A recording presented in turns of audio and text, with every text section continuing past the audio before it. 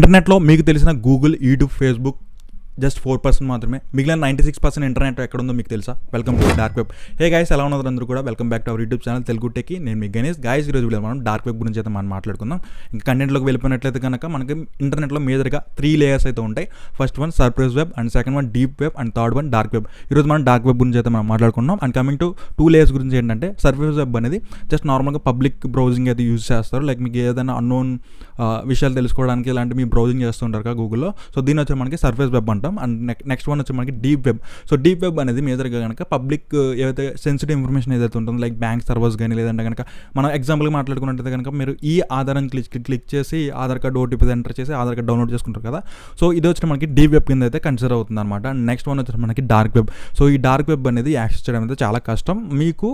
So దీన్ని access చేయాలి మనకి టార్ బ్రౌజర్ అని చెప్పేసి ఒక సాఫ్ట్వేర్ అయితే ఉంది మనకి. అదేవిధంగా మనం VPN అయితే కనెక్ట్ చేసుకోవాలి.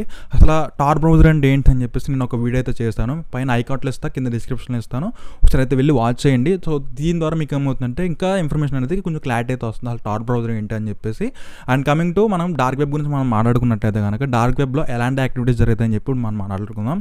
సో దీంట్లో డార్క్ వెబ్లో వచ్చిన మనకి హ్యాకింగ్ సర్వీస్ అనేది ప్రొవైడ్ చేస్తారన్నమాట. అంటే హ్యాకింగ్ సర్వీస్ ఎలా అంటే కనుక, ఫర్ ఎగ్జాంపుల్ ఒక కంపెనీని తీసుకుందాం. ఆ కంపెనీ నీకు నచ్చట్లేదు, సో ఆ కంపెనీలో నీకు డేటా కావాలి. ఇలాంటి ఏవైతే సర్వీసెస్ ఉన్నాయో వీళ్ళైతే కనుక దీంట్లో ఆ కంపెనీని హ్యాక్ చేస్తే ఆ డేటా అనేది నీకు వీళ్ళైతే కనుక ప్రొవైడ్ చేస్తారు.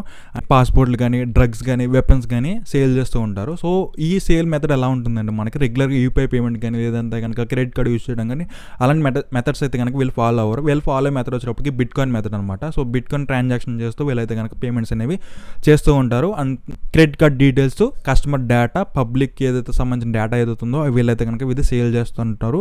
సో మనకి ఈ ప్రొవైడ్ చేసే డేటా ఎలా ఉంటుందంటే, జస్ట్ నార్మల్గా ఒక ఫైల్ వచ్చినప్పుడు మనకి 500 to 1000 రూపీస్ మధ్యలోనే సేల్ చేస్తూ ఉంటారు అనమాట. ఎవరైతే నార్మల్ హ్యాకర్స్ ఉన్నారో వీళ్ళు చేస్తూ ఉంటారు ఇలాంటి డేటా అనేది. అండ్ కమింగ్ టు సో దీంట్లో మనకి హిట్ మ్యాన్ సర్వీసెస్ అయితే ఉంటాయి. సో ఇదేంటంటే నార్మల్గా ఏవైతే కొత్తగా లాంచ్ అయిన మూవీస్ ఏదైతే ఉన్నాయో, సో అలాంటి మూవీస్ అన్ని కూడా మనకి డార్క్ వెబ్లో అయితే దొరికేస్తూ ఉంటాయి.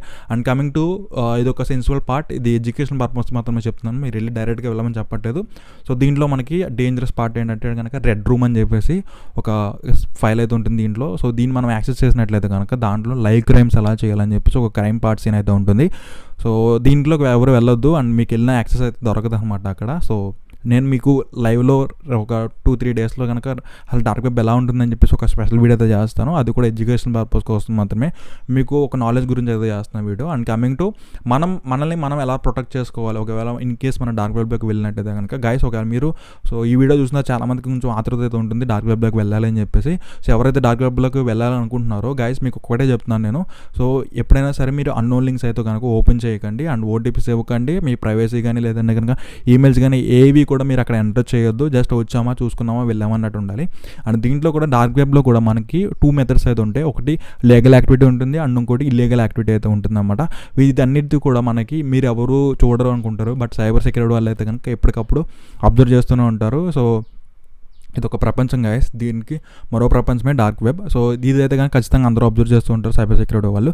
సో మీరు ఏం చేస్తున్నారు, ఇల్లీగల్ యాక్టివిటీ చేస్తున్నారు, లీగల్ యాక్టివిటీ చేస్తున్నారని చెప్పేసి ప్రతి ఒక్కటి కూడా అబ్జర్వేషన్ అయితే జరుగుతుంది.